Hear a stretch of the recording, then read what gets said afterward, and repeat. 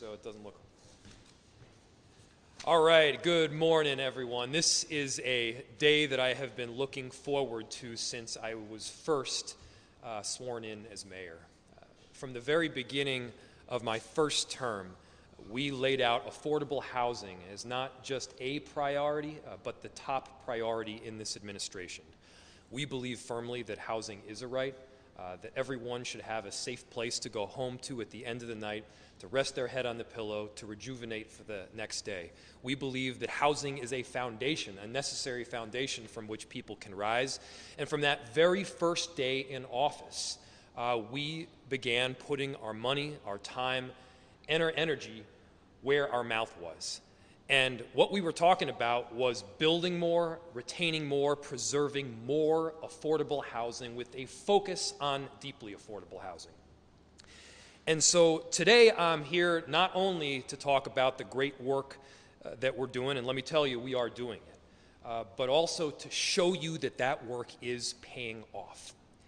And so now, about 5 years later, we are producing more affordable housing than we ever have in our city's history, and by the way, it isn't even close. Check out this graph that's right next to me here.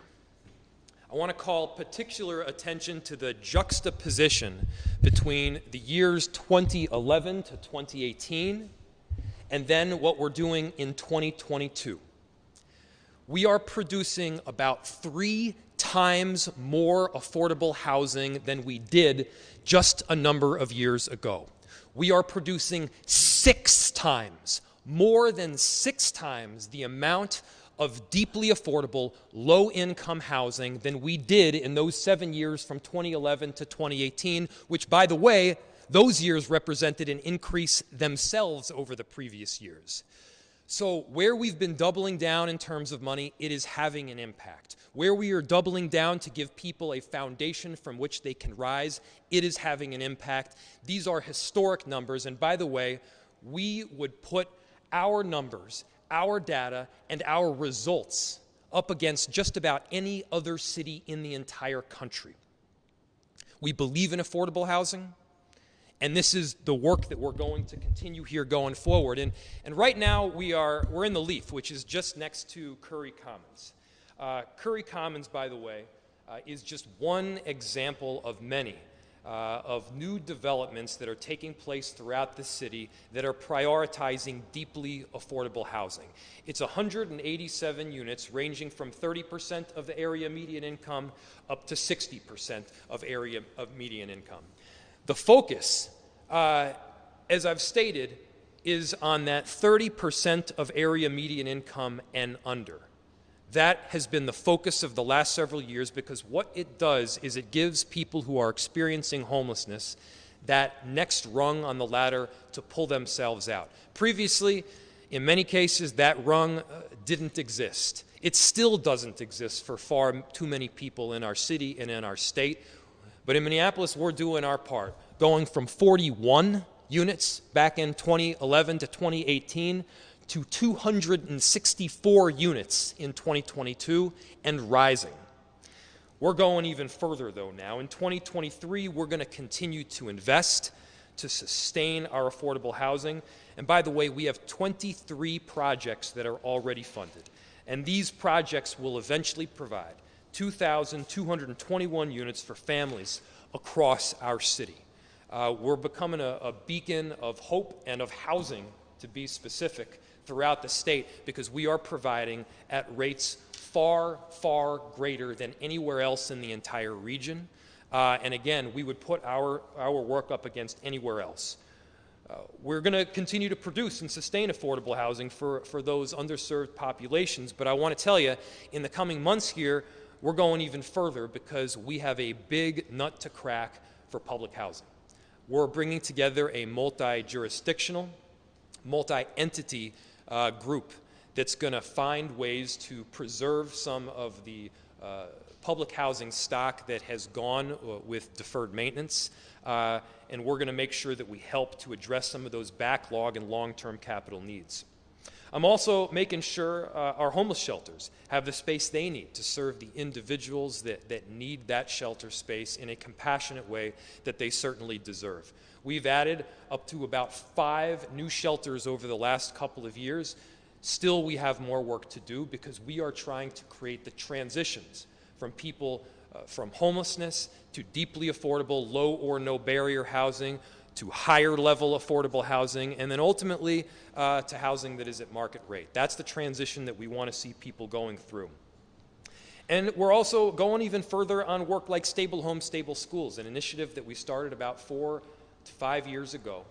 4 years ago, this particular initiative has now served about 3,700 kids in our Minneapolis public school system, preventing them from going homeless. That's 3,700 kids in 1,305 families that have a place to live because of the work that our team at the city, in conjunction with so many other partners, have pushed for. So this expansion that we're looking to provide to Stable Homes, Stable Schools will provide deeper impact to the schools with the highest rates of homelessness, as well as provide more elementary schools with the resources that they need to prevent someone from going homeless to begin with. So this work, past, present, and future, it takes a whole lot of diligence, it takes perseverance, it takes partners. Partners like the Minneapolis Public Housing Authority, like Hennepin County, the Met Council, Minnesota Housing, and so many other federal partners.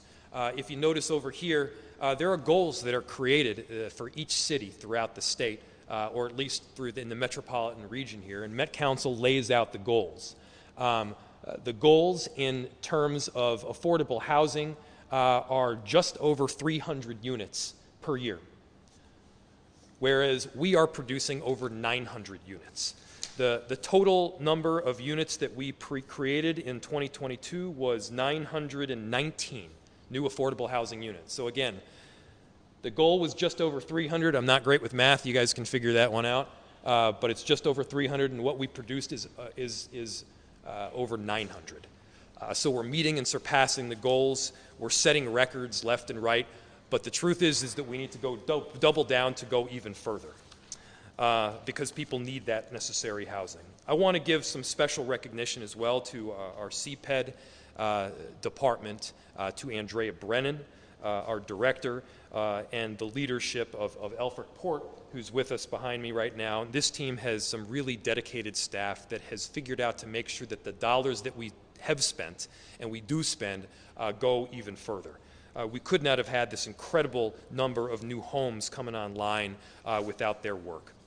I want to thank those like David Wellington, like P.J. Hill, those that have stepped up to be developers of affordable housing. It makes a huge difference, and you need to make sure that those partners are at the table every step of the way. Council members here with us right now are Jeremiah Ellison and Michael Rainville. Both have been huge advocates for affordable housing in our city and specifically in our ward. I want to thank both of you for your continued partnership. I mentioned David Wellington. I really appreciate you being here with us today and for hosting us. I also want to give a big thank you to Andrea Inouye from my office, who has led the strategic partnerships around affordable housing, has been a driving force behind Stable Homes, Stable Schools, and someone that has gotten so much done.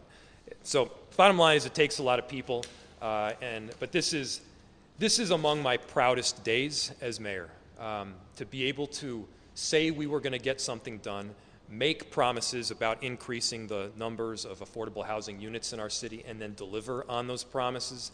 This is our city delivering in fine form, in record numbers that we have never seen before, and we're going to go even further with that work. And so with that, I want to turn it over to Council Member Jeremiah Ellison. We are in his ward right now.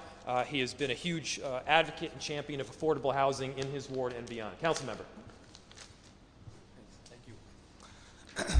Thank you, Mayor.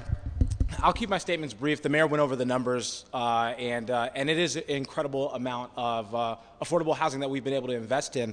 You know, in 2017, when I was first running, it was a little bit controversial to say in North Minneapolis that you wanted to invest more in affordable housing. It was seen as where all the affordable housing already was. People were unsure about, they figured affordable housing needed to go elsewhere, other parts of the city. And what we've seen in the last couple of years is, and I think that we intuitively or in some cases predicted this, is that rents have gone up. What people are making has remained stagnant. Obviously, we couldn't have seen the economic shortfall that was created because of COVID.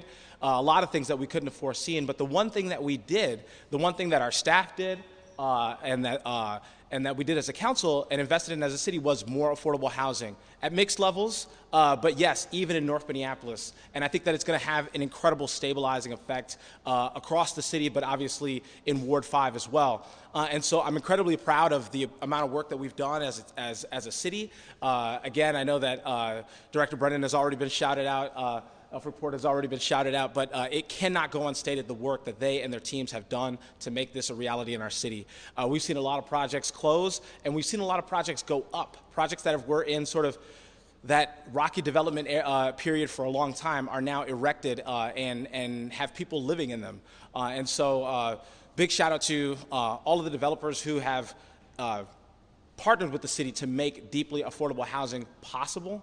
And we already see Art Space right here next door. And, you know, we're going to see Curry Commons coming up. It's already under construction. So I won't hold you guys too much longer, but just want to congratulate the team, congratulate the city, and congratulate our staff and our residents for the amount of affordable housing investment that we've made so far. So thank you.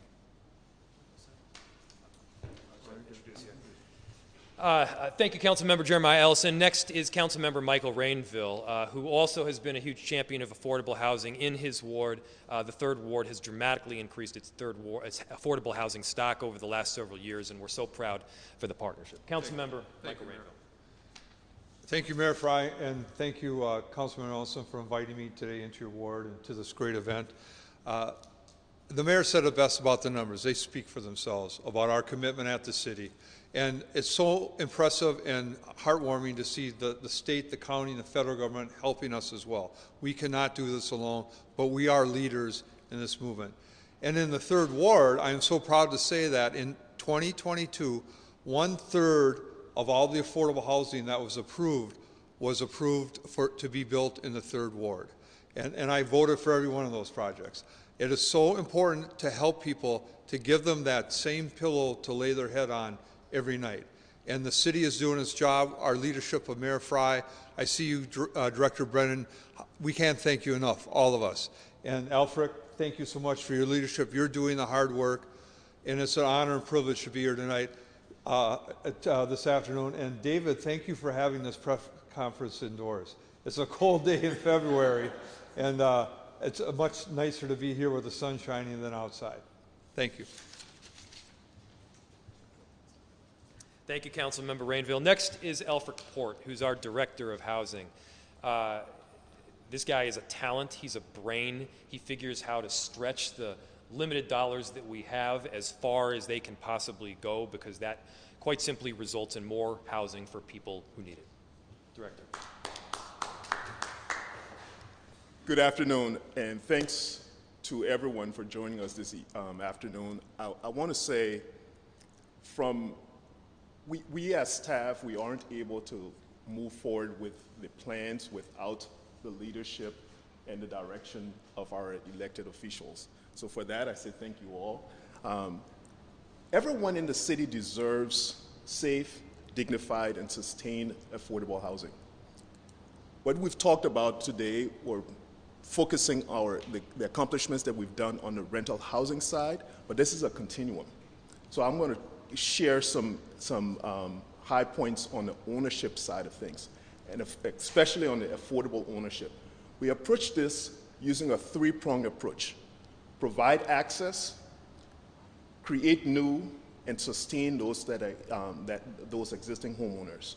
We provide access by creating a pathway for affordable home ownership through financial wellness counseling and down payment and closing cost assistance.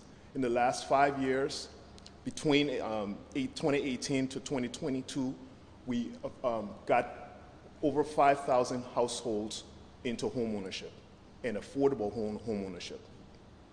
We also then talk about the creation of new. Through our Minneapolis Homes program, we provided developers with assistance to develop 196 new affordable ownership housing units in our city. Of that, 50% of those affordable ownership units were targeted to households at 60% AMI. That's about $65,000 per year for a family of 4. And 50% of those developers that we participated in the program were all BIPOC developers, or BIPOC-led developers. To the west from this location, Habitat and the City of Licks Community Land Trust is developing a 17-unit townhome development, and that's going to be perpetually affordable to those that are going to be residents of those units. And then we transition into those individuals that already are in homes, ensuring that they are able to stay in those homes in a state that it's affordable. So we do that by providing home improvement loans to those individuals, and I think we've done a great job on that front. And about all of those families that we participate in the program are at or below 80% AMI. Lastly, I'll say we've talked about the partnership, the collaboration that enables us to get to where we are. The state, the county, those individuals, those entities assist in making these projects real, but the developers are also critical assets to moving this piece, to moving these goals forward. But I would be remiss if I were not to identify that we have professional housing staff that provides us the support that gets us to where we want to be. So for that, I say thank you, and thank you, thank you.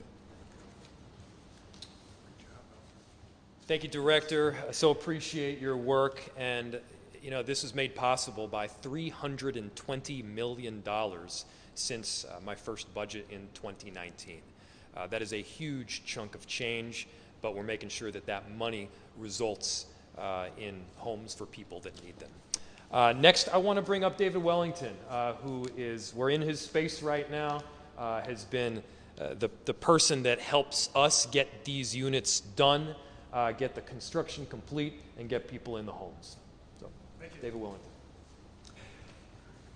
David Wellington, President and co-owner of Wellington Management. I just want to say we are very proud and honored to host the mayor and the council members for this critically important issue in this press conference. We're standing in space right now that was built in 2019. When we acquired the site in 2016, it was an 85,000 square foot vacant warehouse that was previous use was dry cleaning, industrial dry cleaning. And we turned that into 4 different projects and about $125 million of new investment in a very important neighborhood, the Harrison neighborhood. And through that investment, we spent a lot of time with the neighborhood groups trying to understand what types of investment and what types of demand could really serve this community well long term. We have 304 units of income restricted affordable housing. 17 of those are going to be owner occupied in that Twin Cities Habitat City Lakes Community Land Trust project right across the street to our west. And then we have the 187 unit Curry Commons affordable project kitty corner from us to the southeast that we just started construction on and are going to be delivering in the spring of 2024. And then we also have Art Space, who co-developed a 100-unit affordable housing project that they delivered in the summer of 2021 and is going quite well as well. And then we have this office building. And so what we're doing here is we're trying to create a community within a broader neighborhood, a community that is changing and transforming kind of old historic industrial land uses into what this community really needs. And we're trying to deliver what these buildings need to, which is create really great services for the folks that want to live here. And what the mayor is pointing to here is a huge economic investment in the future of the city of Minneapolis. When we are able to get folks off the street and into homes, we're burdening the healthcare system quite a bit less. When we are able to provide safe and affordable housing for our workforce, businesses can continue to invest in locations here to be able to build business. And so this is an investment in the future of our city. We're very happy to be a part of that, and we really believe in the future of the city. So thank you very much for coming and sharing this time with us. Thank you, Dave. So the moral of the story here is, I'll often get questions, what are we doing at the City of Minneapolis for affordable housing? Not only is it something that we're working on, but the numbers, they speak for themselves. 6 times the amount of deeply affordable, low-income housing that we used to produce. 6 times more. Those are the numbers, cut and dry, and I'm happy to answer any questions. Mayor, you just gave a number, $320 million. That might have answered my question. These, the ones since 2009, is that $320 million? Does that equate to $320 million of Minneapolis taxpayer money invested in it? Or? So the time period that I was referencing was from the first budget in 2019 through I think it's inclusive of the last budget in 2022 for 2023. It was for 2020. So this includes the monies for 2023 that were allocated in December of last year. The figure $320 million is inclusive both of the city dollars plus dollars that we were more flexible, that we have decided, that we're more flexible from, for instance, the federal government, that we have decided to allocate to affordable housing.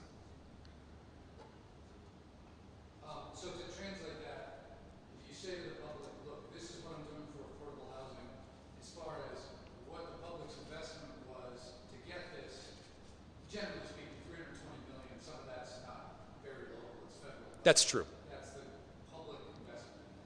Yeah, so if you were to look at if we were to break it down between city, well, let me get you the exact numbers. I can try to estimate for you right now. So the first year, we put down about $40 million worth of funding for affordable housing. And again, there are some nuances to that because some of it was in CDBG, some money at times is in low-income tax credits or LIHTC. But we can get you all the details on that. What do you think some of the programs that have been most effective and most contributed to these numbers are? Well, perhaps the biggest thing is we did some affordable housing before 2019, but the affordable housing that the city was putting up and putting money into was predominantly what's called workforce housing. Now, don't get me wrong, workforce housing continues to be important. That is housing affordable to someone at 60% of the area median income or under. But what we really weren't doing was providing housing that is deeply affordable. Housing so that someone who's experiencing homelessness has the next rung on the ladder to pull themselves out. If you're homeless, whether you have a job or you don't have a job, you're not going to immediately make the jump to the 60% of AMI level. There's a step in between. In fact, there are several steps in between that we're largely missing. That's what we've moved to fill in. Now, doing that costs more money. A lot of times people say, well, this is not a problem that you can just throw more money at. Actually, this is a problem that you can throw more money at, and it helps a whole lot because that money bridges the gap between whatever constitutes the market rate and the affordable rate. The more affordable that rate is, the more money that it costs. And so producing housing that's affordable to someone at 30% of the area median income is more expensive, but it's worth it. We could probably make this, if we, for instance, were to just have housing at 60% of area median income, so just doing a whole bunch of units at this level here on top, chances are the total number of units that we would have wouldn't be 919, it would probably be closer to 1,500. So we would be able to have a higher overarching number of units, but fewer deeply affordable units. Does that make sense? And so we made a deliberate decision there. We made a decision to focus on the lowest income. We made a decision to focus on people who are experiencing homelessness. And by the way, that is traditionally what the city does. We make capital investments. We put up affordable housing. Hennepin County is the social service provider, and Minneapolis is the entity that helps to build homes.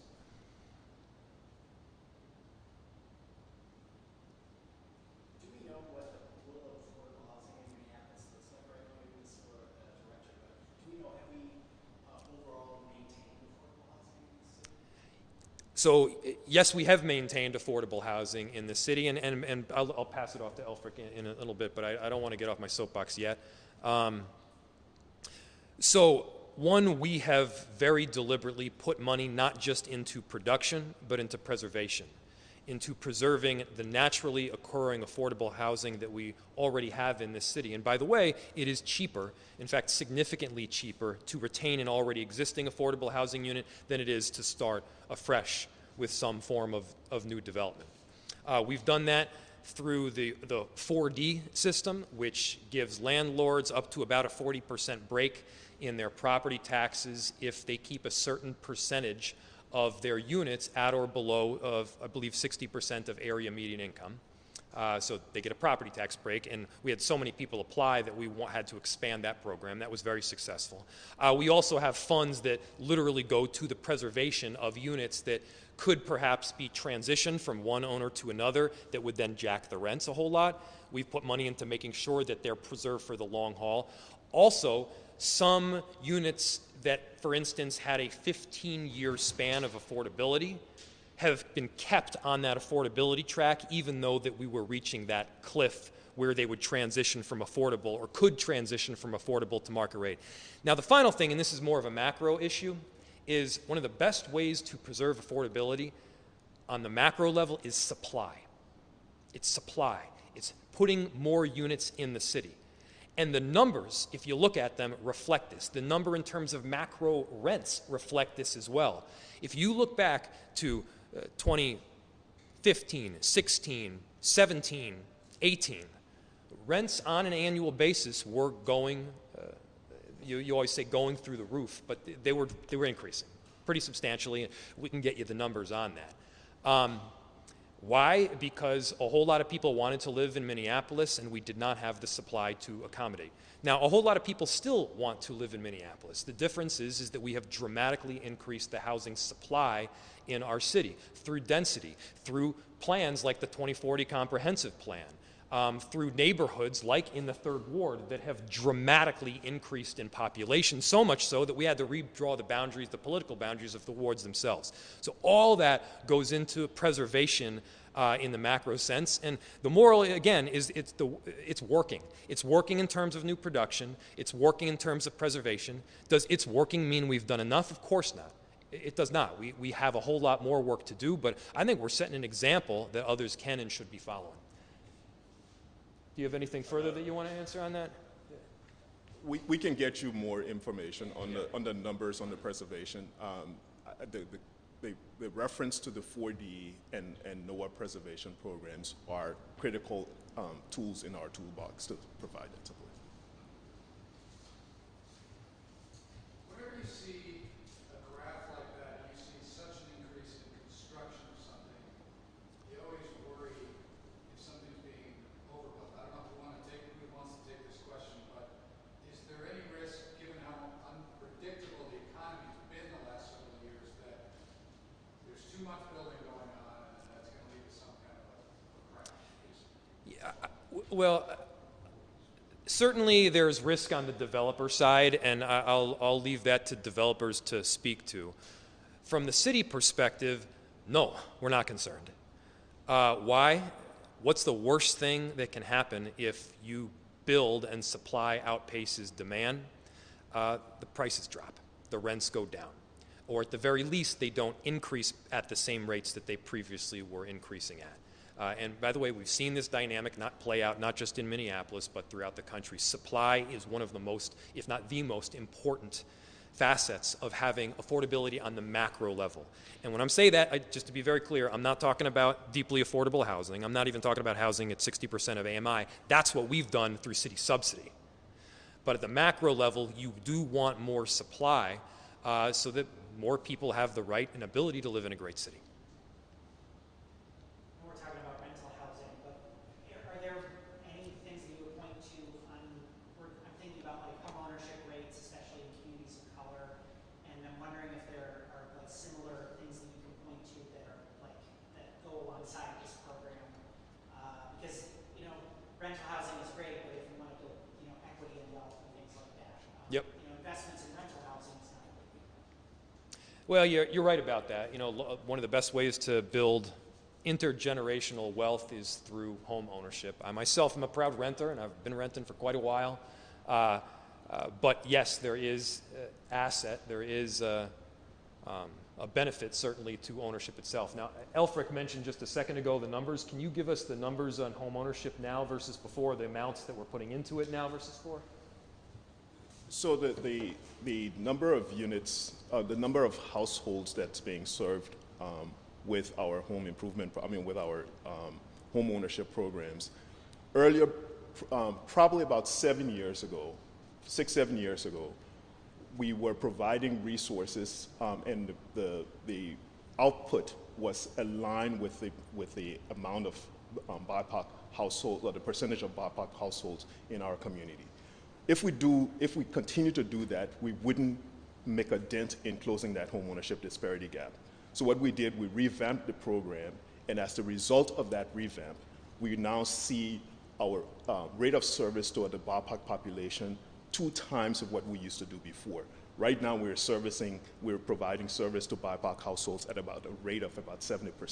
So 70% of the folks that we provide home ownership access to are people of color.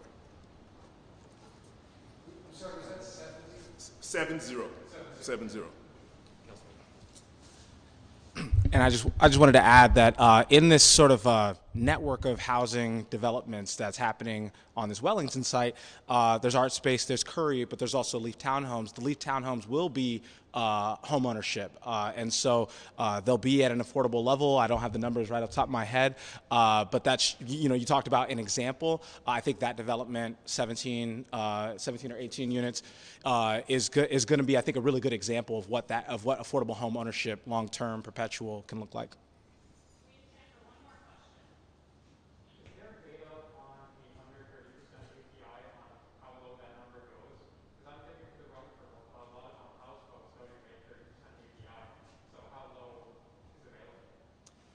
Good question. It's 30% of AMI and under. So a lot of this is low or no barrier housing. This would be affordable to the very deepest levels of that stratosphere, or that strata. It's, Elfric, do you want to give the exact numbers on there? For a family of 4, it's about $35,000 annual income. That's if you're at 30%. At 30%. So, but what he was asking is we're at 30% of AMI and under. Correct. And so there's also housing that would be low or no barrier even beyond that. How low do the rents go? How low? Yeah,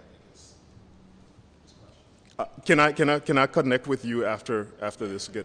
Better understand your question. Another way to ask it would be like, what's the bar of the column like? It's like at 15%. Yeah, it's a fair question. We don't track the incomes at that level. We track it in those bars. So I can follow up with you and get more clarity on it. I'll do one more, if you have any. No? Do you have some estimates? I don't know, maybe it's a question for David, on what the rents are going to be around here? At the income restricted levels, you mean? What it's going to, people out there are going to read this story and say, well, I know how much I can afford for rent. Is this place going to work for me? Where's the data? Do you have those rents off the top of your head? We can get those too.